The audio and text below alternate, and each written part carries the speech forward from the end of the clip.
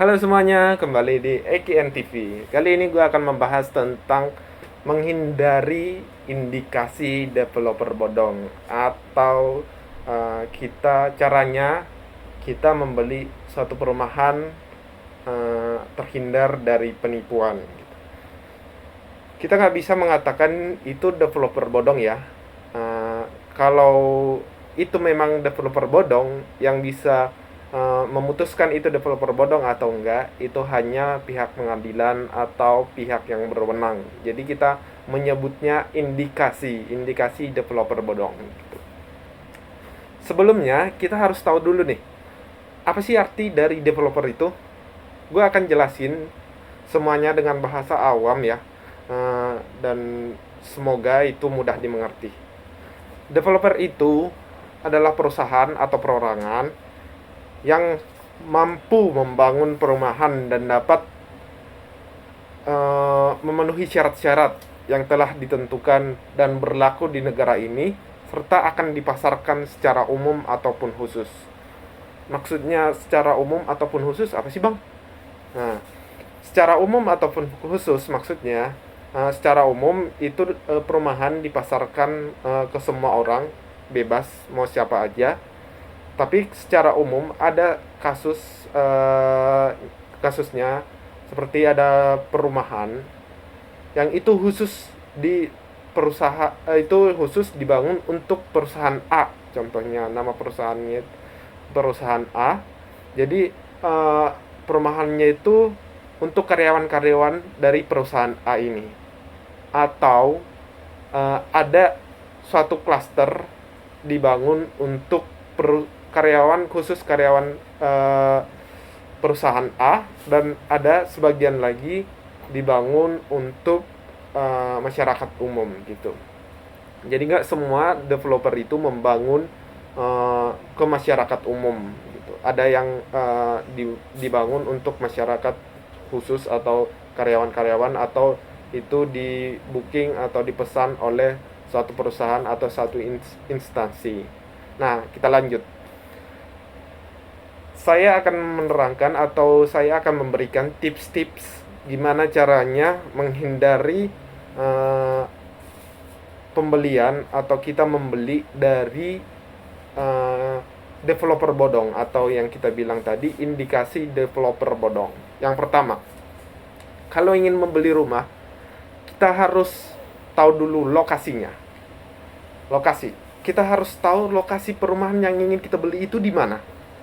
Apakah itu ada atau hanya dijelaskan oleh pemasarnya, itu dijelaskan dalam bentuk denah, tapi kita nggak tahu itu lokasinya itu real atau enggak, atau dijelaskan secara virtual, tapi kita nggak tahu itu perumahan itu ada atau enggak di lokasi yang telah dijelaskan. Kita harus datang langsung ke lokasinya.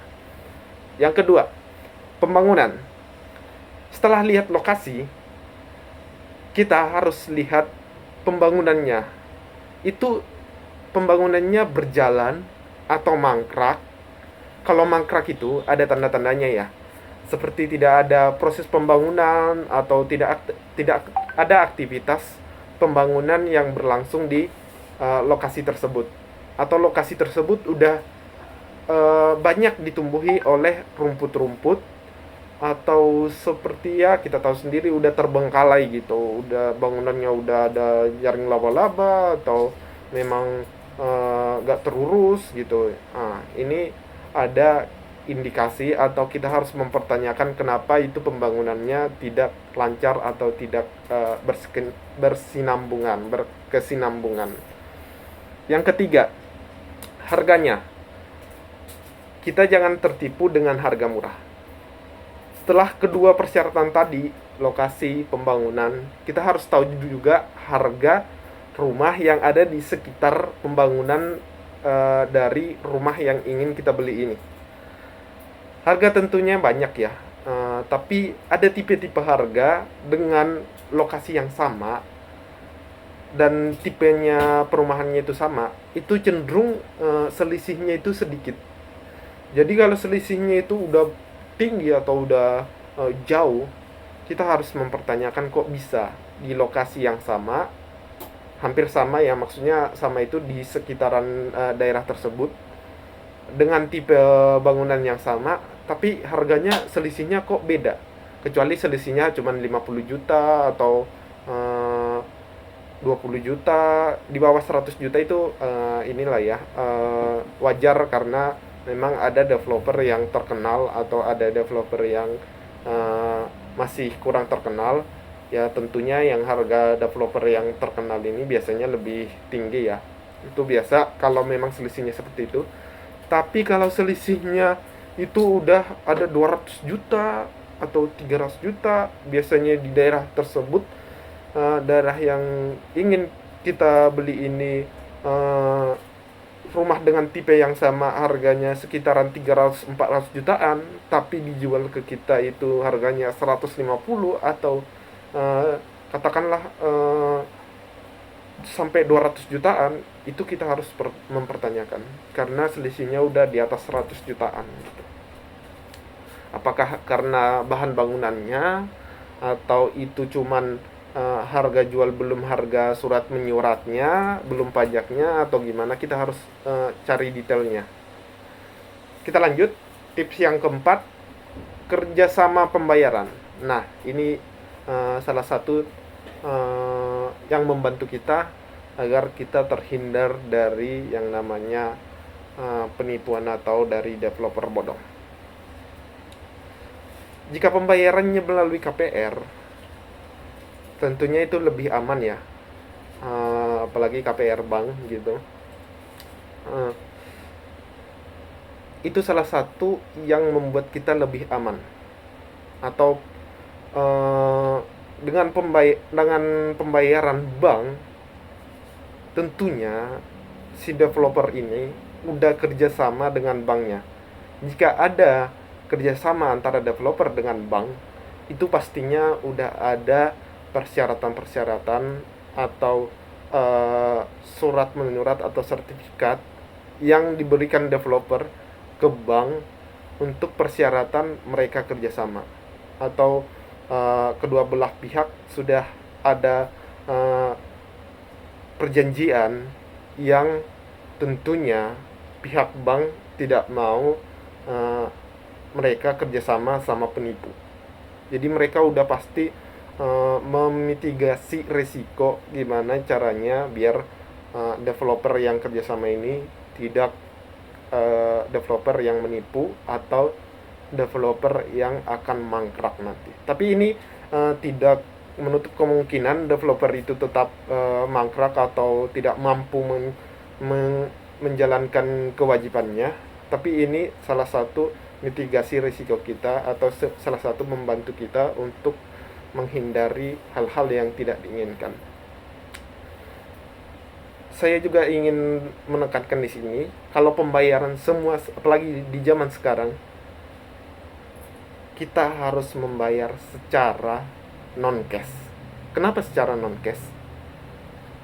Karena ketika kita membayar secara non-cash, itu udah tercatat di bank atau di resi yang telah kita bayarkan, atau transaksi yang kita lakukan di bank melalui bank dengan transfer, itu akan tercatat atau terrecord. Jadi nggak ada yang namanya kehilangan atau yang namanya terhapus. Kalau terhapus dari handphone kita ketika kita men-screenshot, kita masih bisa meminta rekening koran kepada bank yang kita gunakan untuk mentransfer dana pembayaran tersebut. Jadi lumayan aman ya. Ini adalah cara teraman untuk menghindari adanya kehilangan bukti transaksi. Kita lanjut. Tapi sebelum kita lanjut, sekarang ini ada beberapa yang saya temuin. Sekarang itu udah ada pembayaran secara syariah. Syariah itu syariah non bank maksudnya ya.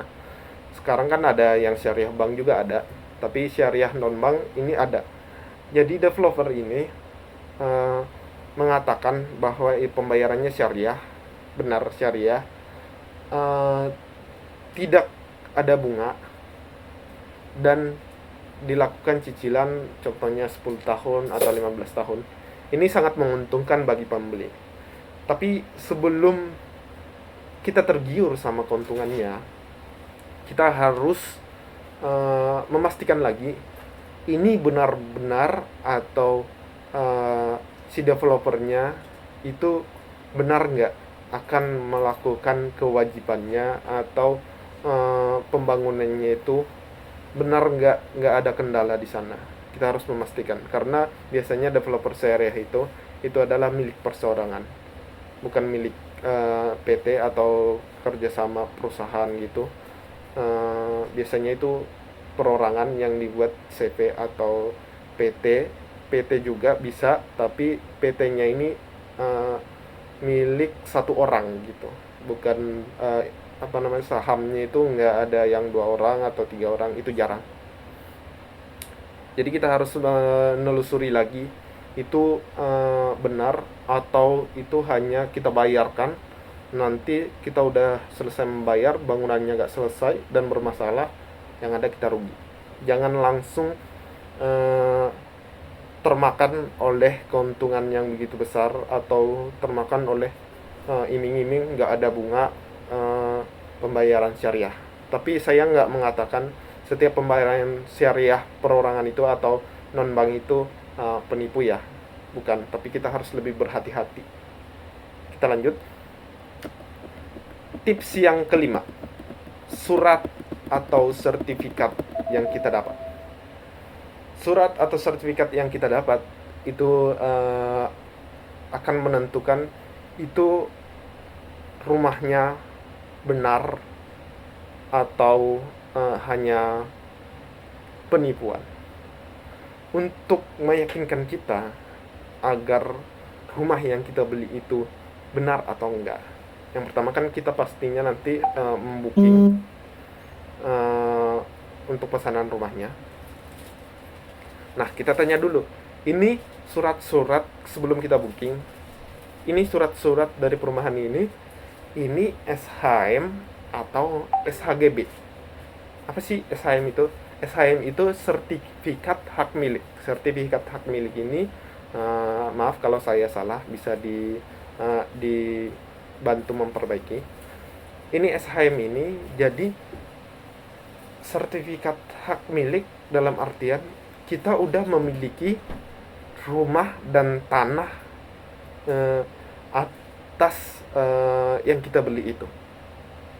SHGB, sertifikat hak guna bangunan. Namanya juga hak guna bangunan. Jadi yang kita punya itu cuman bangunannya saja. Yang kita beli itu cuman bangunannya saja, tanahnya enggak.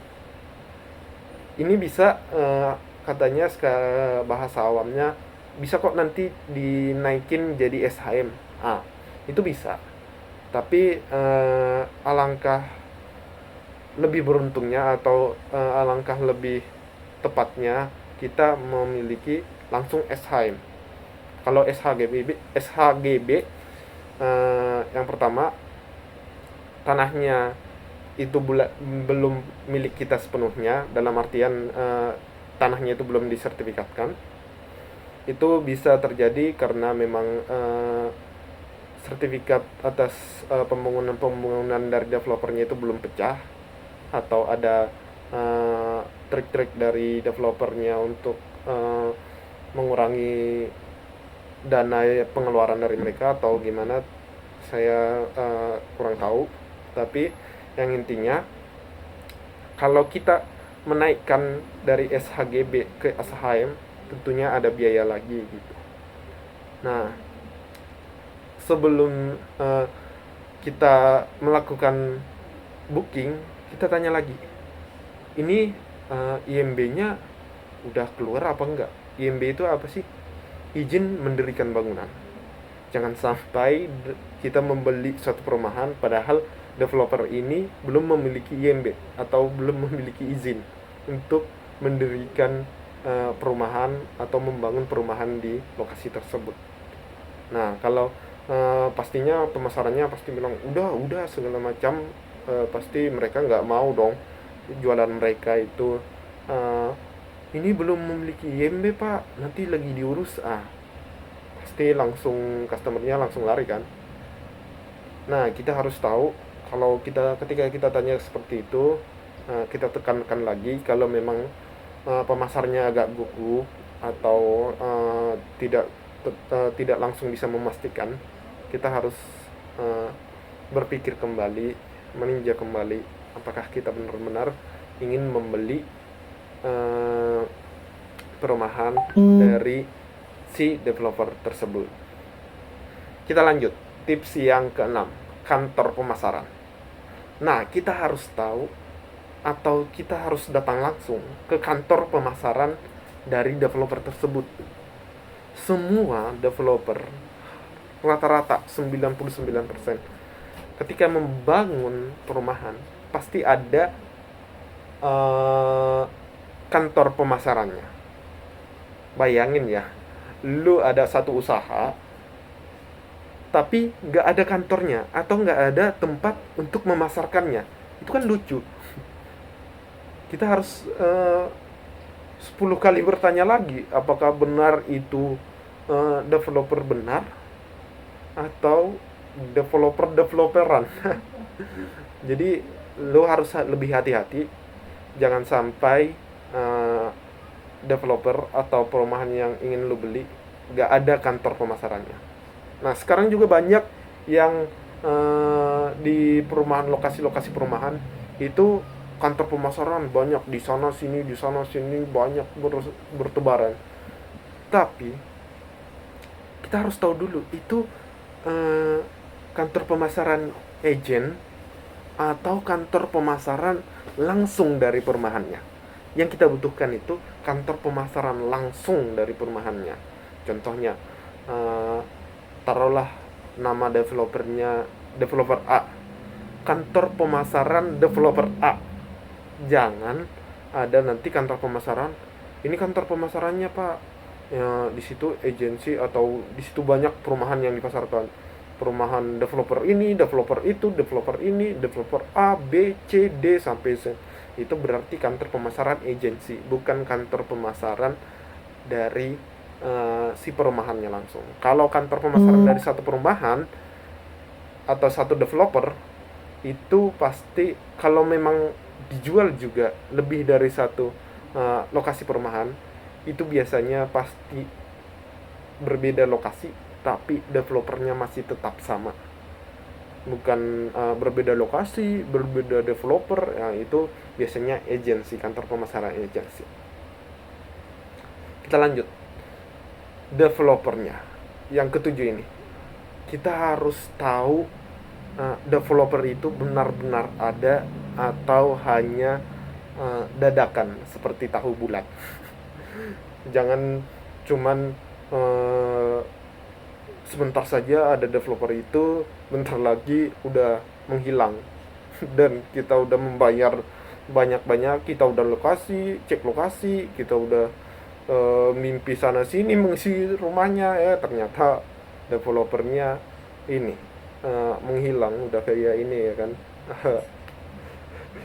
Udah kayak matahari yang udah kesorean gitu, tenggelam. Nah, kita harus tahu developernya itu benar ada atau enggak. Caranya, yang pertama, searching di Google. Itu developernya ada atau enggak. Kalau di searching di Google ada developernya, dan kalau ada developernya ada titik lokasi pembangunannya, itu kemungkinan benar. Tapi ketika kita searching ininya developernya, dan di situ kita klik, ada di bawah komentar-komentar, ini nih developer bodoh atau ini developer mangkrak, saya udah beli, ini komentar negatif, kita harus menggali lagi benar atau tidak komentar-komentar yang ada di Google tersebut. Nah, itu tips sederhana cara menghindari developer bodong atau cara menghindari membeli rumah di developer indikasi bodong, agar kita membeli rumah yang kita impikan aman, tidak ada masalah. Tentunya kita ingin membeli rumah tanpa ada masalah, dan kita menginginkan rumah tersebut aman dan menjadi rumah impian yang nyaman buat kita tinggalin. Itu tips-tips dari saya. Nantikan video selanjutnya. Terima kasih. Bye.